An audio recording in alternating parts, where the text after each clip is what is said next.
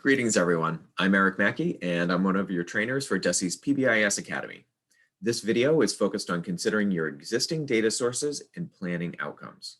The content for this video was developed by the Center on PBIS and Northeast PBIS. In this video, we'll discuss database decision-making, specifically around identifying target outcomes and data sources. As a team, your responsibilities will be to identify at least one evaluation question, complete the PBIS outcome evaluation activity, and develop a plan to share data with your key stakeholders.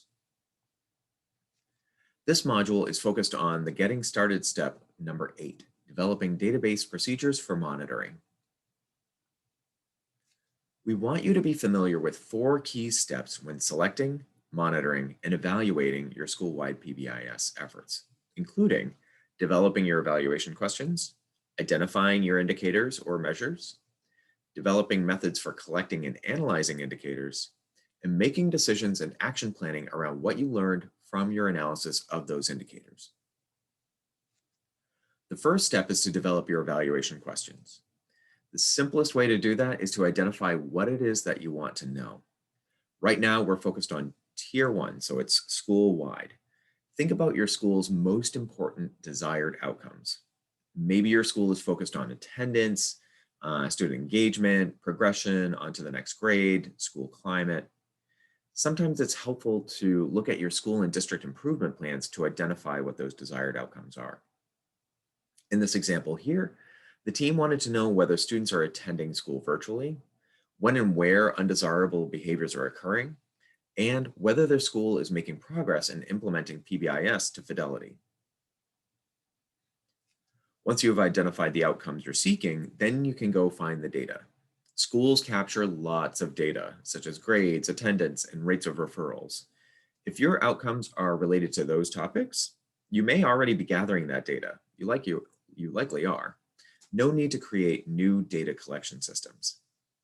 Your team might also be interested in outcomes related to climate and office discipline referrals. There are several tools that you can use on pbisapps.org to measure those outcomes. Just let us know and we'll review those tools with you. Through the Academy, you'll become familiar with a fidelity tool called the TFI, or the Tiered Fidelity Inventory. You're going to hear that term a lot. This helps us to assess your fidelity of implementing PBIS from year to year. Back to our example. This team was interested in students' attendance in virtual instruction. They could use Zoom attendance data. They're also interested in patterns of misbehavior. They could use their office discipline referral data through the school-wide information system, otherwise known as SWIS. Finally, they were interested in measuring their fidelity to PBIS.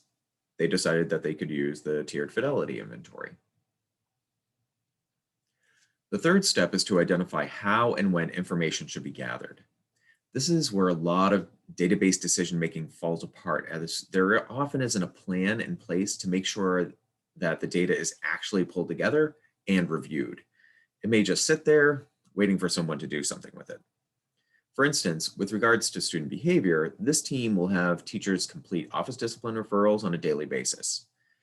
This data will be reviewed by the behavior interventionist and the assistant principal weekly to assess for patterns. The final step is to make decisions based on the data.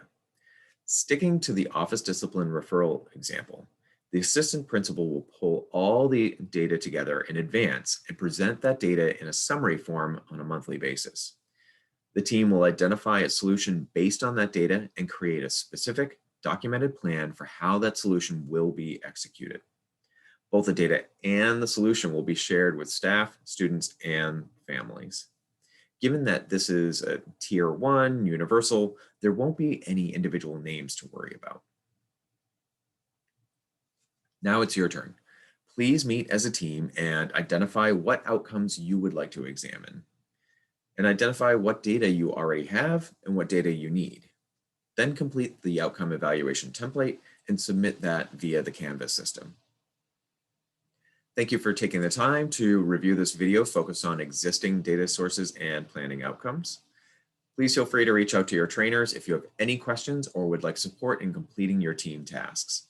Take care. Thank you.